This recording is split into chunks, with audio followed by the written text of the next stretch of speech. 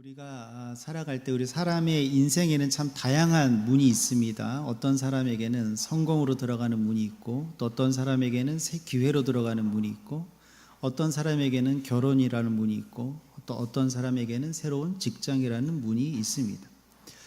그런데 오늘 우리가 본문에서 나오는 이 사람 주인공에게는 평생 바라보면서도 들어가지 못했던 문이 하나 있었습니다. 바로 성전의 미문입니다. 이 미문이라는 문은 이름 그대로 아름다운 문이었습니다. 그런데 참 아이러니한 것은 문은 아름다운데 그 문 앞에 앉아있는 사람의 인생은 전혀 아름답지 못했습니다. 성전은 하나님을 예배하는 곳이지요. 그곳에는 찬송이 있습니다. 기도가 있습니다. 그리고 사람들의 기대와 열망이 있습니다. 그런데 이 사람은 전혀 그러지 못했습니다. 이 사람은 왜냐? 나면서부터 걷지 못하는 사람이었기 때문입니다. 우리 뒤에 사도행전 4장 22절을 보시면 이 사람은 나이가 40여 세쯤 되었다라는 기록도 있습니다. 40년 넘는 세월입니다. 40년 동안 단 한 번도 자기 발로 일어서서 걸어본 적이 없었던 사람입니다. 걸을 수 없었던.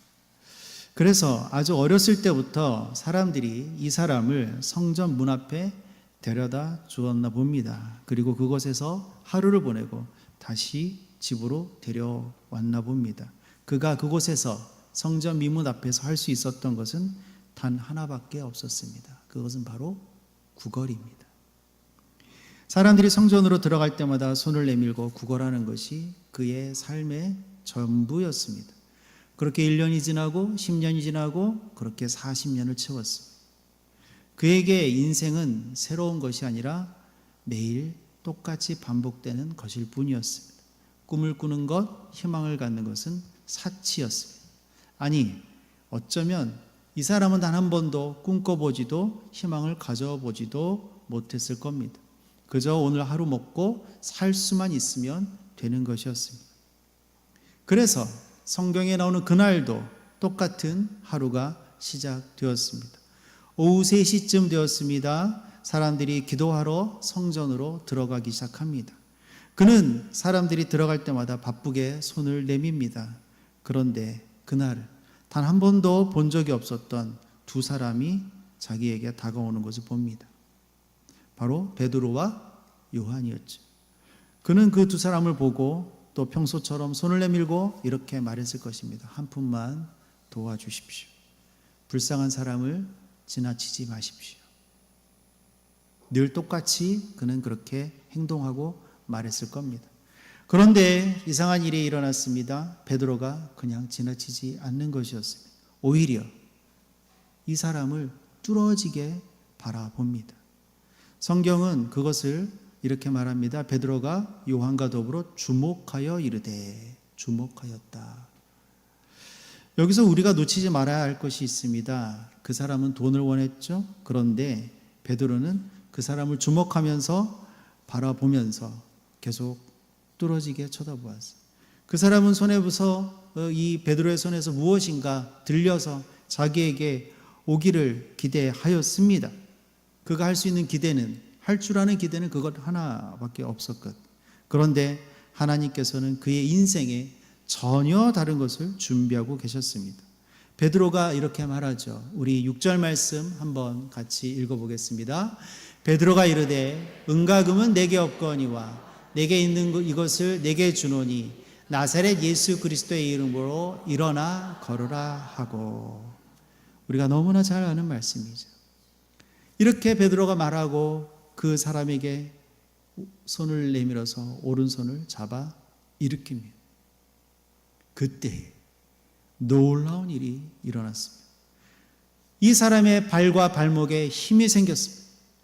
40평생 한 번도 자기 몸을 지탱해 보지 못한 그 발에, 그 발목에 힘이 들어왔습니다. 그리고 그 사람은 일어섰습니다. 그런데 성경은 아주 이 장면을 재미있게 표현합니다.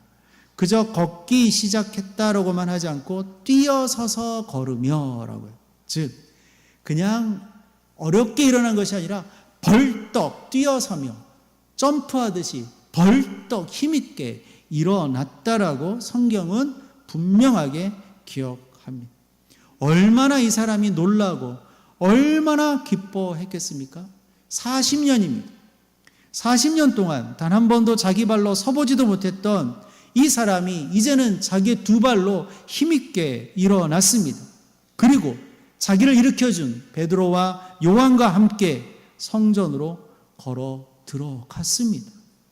40년을 그 앞에 앉아 있었어도 단 한 번도 들어가 보지 못했던 그 성전으로 자기 발로 걸어 들어갑니다. 그리고 그 안에서 걷고 뛰고 하나님을 찬양했습니다. 여러분, 이것이 복음입니다.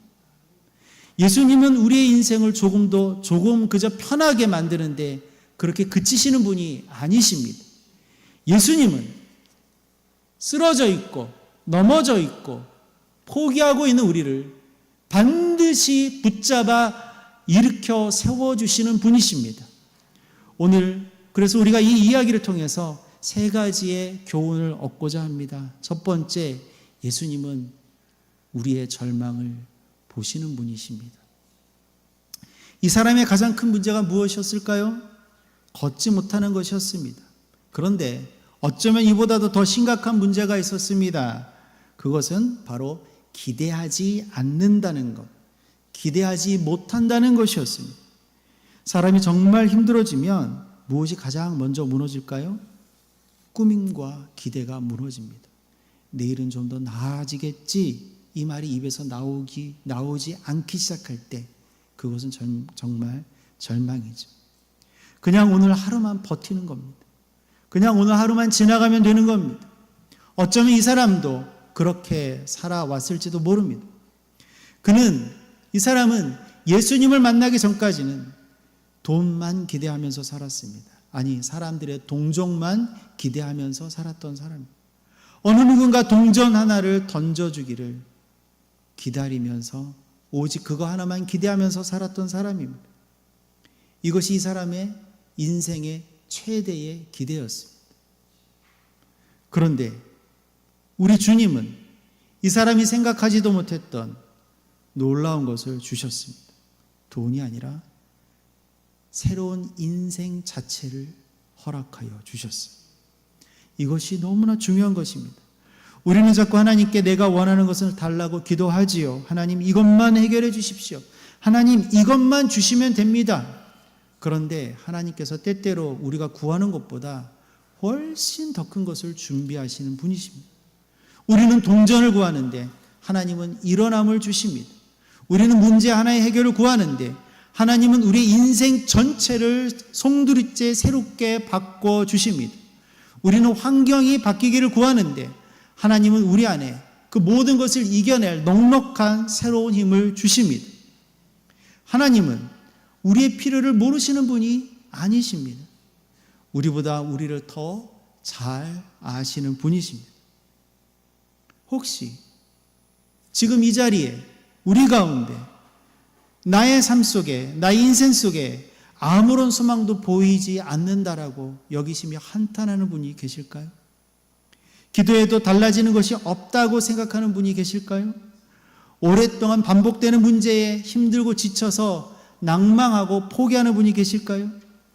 이제는 더 이상 될 것이 없구나 라고 생각하고 계십니까? 오늘의 이 말씀을 분명하게 기억하십시오. 예수님은 미문 앞에 그저 주저앉고만 있었던 이 사람을 보아주셨습니다. 주목하여 보아주셨어요. 그리고 그를 지나치지 않으셨어요. 이것이 우리를 향한 예수님의 사랑입니다. 두 번째는 그렇게 하시는 예수님의 그 이름에는 우리를 일으켜 세우시는 능력이 있다는 것입니다. 베드로가 이 사람에게 준 것은 은과 금이 아니었습니다. 그렇다고 베드로에게 특별한 능력이 있었던 것도 아니지요. 그러나 베드로는 분명하게 말합니다. 우리 8절 말씀, 6절 말씀, 6절 말씀 다시 한번 읽어보겠습니다. 베드로가 이르되 은과 금은 내게 없거니와 내게 있는 이것을 내게 주노니 나사렛 예수 그리스도의 이름으로 일어나 걸으라 하고, 이 말씀 중에 가장 중요한 말씀은 무엇일까요? 단어는 무엇일까요? 예수 그리스도의 이름입니다. 베드로가 말한 것은 이런 뜻입니다. 나는 당신을 일으킬 수 없습니다. 내가 당신을 일으켜줄 수 있는 것이 아닙니다. 내 능력으로는 그렇게 할 수 없습니다. 그러나 오직 예수 그리스도 이름의 권세가 당신을 일으켜줄 것입니다. 아멘. 여러분, 무엇이 복음입니까? 이것이 복음입니다. 우리의 힘으로 일어나는 것이 아닙니다. 우리의 의지로 모든 것을 극복하는 것도 아닙니다. 오직 예수 이름의 능력으로만 우리는 일어날 수 있습니다. 그래서 우리는 예수님의 이름으로 기도하지요. 기도하고 제일 마지막에 우리가 어떻게 기도를 마무리하죠? 예수님의 이름으로 기도합니다. 다 이유가 있는 것이겠죠. 그냥 기도 끝에 붙이는 형식적인 문장이 아닙니다. 내 힘이 아니라 예수 이름의 힘을 의지합니다라는 믿음의 고백입니다. 그런데 우리가 이렇게 기도하면서 예수님의 이름의 능력을 온전히 믿지 않는다면, 신뢰하지 않는다면 무슨 소용이 있겠습니까? 우리가 그렇게 기도하는 것처럼 기도할 때마다 예수님의 이름의 능력을 믿으시기를 축복합니다. 예수님의 이름에는 능력이 있습니다. 예수님의 이름으로 죄인이 용서를 받습니다. 예수님의 이름으로 절망 가운데 소망이 생깁니다. 예수님의 이름으로 무너진 사람이 다시 일어납니다. 예수님의 이름으로 죽음의 권세가 꺾입니다. 오늘 본문의 말씀처럼 예수님의 이름으로 40년이나 단 한 번도 일어서지 못한 사람도 일어섭니다. 그런데 우리에게 주는 이 메시지는 단순히 예수 믿으면 모든 문제가 즉시 해결된다는 뜻은 아닙니다. 우리는 하나님께서 모든 문제를 우리가 원하는 방식과 시간에 해결해 주실 것을 바라고 원하지요. 하지만 그렇지 않습니다. 하나님은 그렇게 하시지 않습니다. 그러나 이것만은 분명합니다. 예수님의 이름은 그 어떤 절망보다도 크십니다. 그리고 우리의 상황이 아무리 오래되고 아무리 힘들어도 그것이 예수님께는 늦게 보이지 않는다는 것이죠. 40년이 지나도 늦지 않습니다. 내가 포기했다고 하나님도 포기하시는 것은 아닙니다. 내가 끝이라고 말하는 곳에서 하나님은 새로운 일을 시작하시는 분이십니다. 그렇기 때문에 그 능력의 이름, 예수의 이름을 우리는 붙들어야 합니다. 세 번째는 우리 주님은 일어난 사람을 반드시 찬양하게 하시는 분이시라는 것이죠. 이 사람이 일어난 다음에 무엇을 했습니까? 성경은 이렇게 말합니다. 8절 말씀 함께 읽어보겠습니다. 뛰어서서 걸으며 그들과 함께 성전으로 들어가면서 걷기도 하고 뛰기도 하며 하나님을 찬송하니. 아멘. 걸어서 들어갔습니다. 거기서 뛰었습니다. 그러나 걷고 뛰고 깡총깡총 뛰는 것으로 그친 것이 아니라 무엇을 했다고요? 하나님을 찬송했다. 40년 동안 이 사람은 예배하러 그 문에 들어가는 사람들이 그저 바라만 보았을 뿐입니다. 한 번도 예배하러 그곳에 들어갈 수 없었던 사람입니다. 그런데 이제 그 안에 들어갔잖아요. 이 안에서 얼마나 그 기쁨과 맺혔던 찬송과 찬미와 감사가 터져 나왔겠습니까?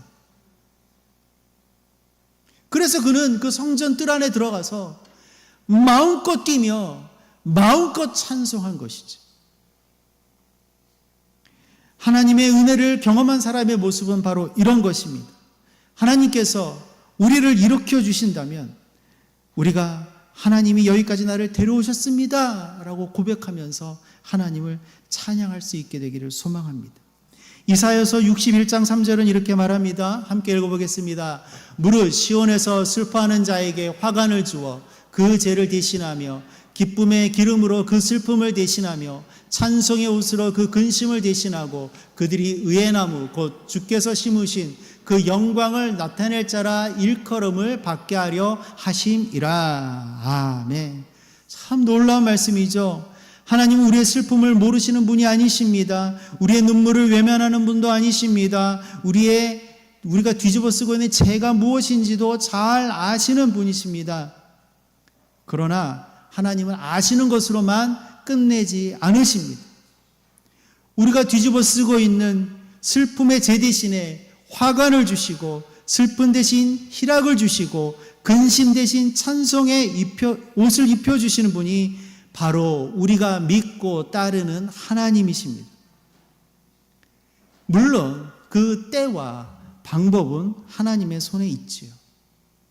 하나님이 원하는 때에, 하나님이 원하는 방식으로 하나님은 분명히 이루어 주실 것입니다. 하나님의 백성에게는 분명한 약속이 있습니다. 하나님은 우리의 인생을 절대로 절망으로 끝내지 않으신다는 약속입니다. 이제 다시 이 사건의 자리 성전 미문으로 우리가 돌아가 보겠습니다. 왜 하필 그 문의 이름이 미문이었을까? 말 그대로 아름다운 문이라는 뜻입니다. 단순히 건축학적으로 그 문이 정말 아름다웠기 때문에 미문이라고 했을까요? 물론 아름다웠겠지요.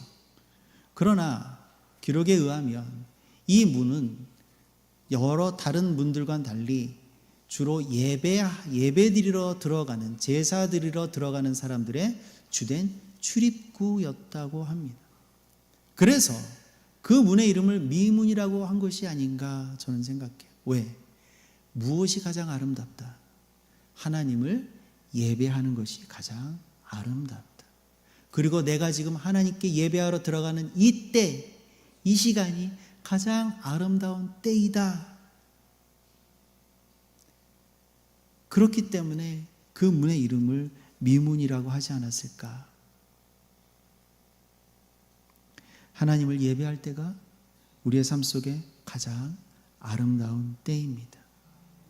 그런데 그 아름다운 문 바로 앞 땅바닥에서 아름답기는커녕 이 사람은 먼지를 뒤집었으며 멸시와 조롱 가운데 40년의 세월을 보냈습니다. 문은 아름다웠지만 이 사람의 삶은 결코 아름답지 않았습니다. 사람들은 성전 안으로 들어갔지만 이 사람은 늘 문 앞 땅바닥에 내어 던져져 있었을 뿐이었습니다. 사람들은 하나님께 예배했지만 이 사람은 생존을 위해 손을 내밀고 비굴하게 구걸을 계속해야 했습니다. 그렇게 수많은 날이 지나갔죠. 그런데 어느 날 그 미문 앞에서 예수님의 이름이 찾아와 주셨습니다. 그리고 그 비참했던 그 사람의 삶이, 그 사람이 너무나 아름답게 변한 것이죠. 이것이 예수님의 이름의 능력과 은혜입니다. 지난 토요일 저녁에 저와 제 아내가 전화 한 통을 받았습니다. 제가 청년부 목회자 시절에 가르쳤던 형제와 자매가 둘이 교제를 잘하고 결혼해서 이제 아이 셋을 낳아서 잘 키우고 있는데 그 자매에게 전화가 왔어요. 두 당사자 모두 참 어렵게 청년 시절을 보냈고 또 믿음을 지켜나가는 것 자체도 쉽지 않은 그러한 시절들을 보내면서도 아름답게 교제하고 있었어요. 그런데 이 자매가 도저히 결혼해서 너무너무 힘드니까 가정을 꾸릴 자신이 없는 거예요. 그래서 결혼을 포기하려고 했습니다. 몇 년을 사귀었는데. 그래서 기도 가운데 우리가 함께 상담하고 기도하면서 다시 용기를 받았어요. 그때 기도 중에 하나님이 주셨던 말씀은 너희 둘을 통해서 내가 믿음의 일가를 이루겠다. 그것이 얼마나 큰 용기가 되었는지 모릅니다. 그래서 이 두 형제 자매가 결혼해서 잘 살아요. 그런데 순탄치 않았습니다. 첫째가 눈앞이 잘 안 보이는 거예요. 제대로 이렇게 못 보는 거예요. 병원에 갔더니 시신경에 이상이 있다. 그래서 그 치료를 2살, 3살부터 열심히 받았습니다. 어느 정도 시력이 다 이제 교정되었는 것 같은데 아이가 좀 이상한 거예요. 그래서 또 다른 검사를 받아봤더니 자폐 진단을 받았습니다. 얼마나 그 진단을 받고 저한테 전화를 해서 얼마나 울었는지 모릅니다. 참 이상하잖아요. 하나님, 너희 둘 결혼해서 믿음의 일가를 이루게 할 것이다. 그런데 첫째 아이부터 이렇게 순탄치 않으니, 정말 그 말씀이 없었으면 저도 이 부부도 포기했을 거예요. 그런데 그 말씀을 붙들 수밖에 없는 거예요. 그리고도 참 어려운 시간들을 계속 보냈습니다. 이 아이가 학교에서 적응 못해서 쫓겨나고 학교를 옮기고 친구들한테 따돌림을 당하고 왕따를 당하고, 그런데 이 아이가요, 정말 감사한 게 영재예요. 영재. 이게 의사소통이나 이런 건 좀 부자연스러워도 수학, 과학에는 완전히 천재적인 이런 사고를 갖고요. 그래서 그때부터 지푸라기 잡는 심정으로 주말마다 그런 영재 가르치는 그런 교육원이나 이런데 그런 이런 자리, 대학교 이런데 이제 엄마가 얘 손 붙들고 다니는 거예요. 그런데 아이가 그거는 곧잘 따라하는 거예요. 초등학교를 정말 어렵게 몇 번을 전학해서 졸업했습니다. 그것 때문에 이사도 여러 번 했습니다. 학교를 옮기기 위해서. 적응을 못하니까. 아이들이 싫어하니까. 중학교 3년도 정말, 지금 중학교 3학년인데 이 3년을 정말 눈물로 보여요. 얼마나 위기가 많았는지 몰라요. 이 가정에는 딱 한 가지 소망밖에 없었습니다. 영재 교육원에 입학시키는 것밖에 없었어요. 작년에, 여기는 이제 조기 입학이 가능하니까 작년에 시험을 쳤는데, 지원을 했는데 담임 선생님이 생기부를 너무 엉망으로 써주신 거예요. 그래서 작년에 얘 친구, 같이 공부했던 친구는 붙었는데 얘는 떨어졌어요. 올해. 그런데 그 다음에 참 반전이 일어났습니다. 오히려 3학년 때 선생님은 너무 좋은 선생님. 그때부터 정말 좋은 친구들과 좋은 사람들이 여기저기서 막 달라붙기 시작하는 거예요. 좋은 충고를 해주고 위로를 해주고 거기에 대한 좋은 정보를 주고, 심지어는 이 아이가 그 학교 이제 가고 싶어서 부산에 있는 학교인데 몇 번 이제 이렇게 탐방도 갔는데 거기 선배들이 이 아이를 너무 귀엽게 봐줘서 막 돌봐주고 정보도 주고 막 그런 거예요. 토요일 날 전화 왔어요. 목사님, 됐어요.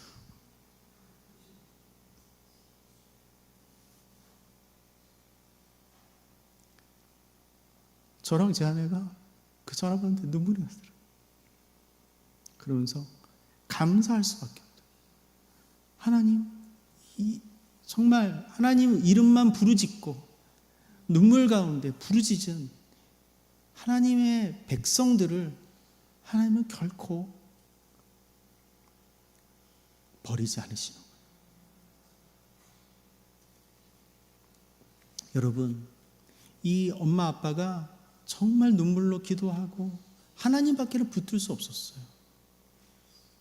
그 부모의 눈물을 누가 감히 헤아릴 수 있겠습니까?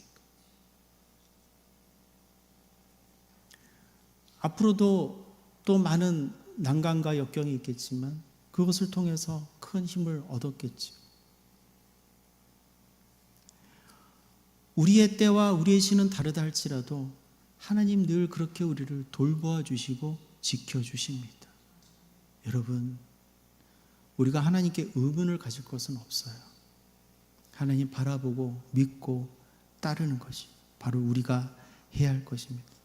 어쩌면 이곳에 있는 우리 중에서도 이 사람처럼 그 미문 앞에 털퍼덕 주저앉아 있을 수밖에 없는 분들도 계실 수 있습니다.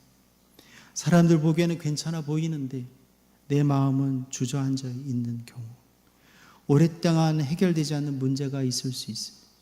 기도해도 아무것도 달라지지 않는 것 같습니다.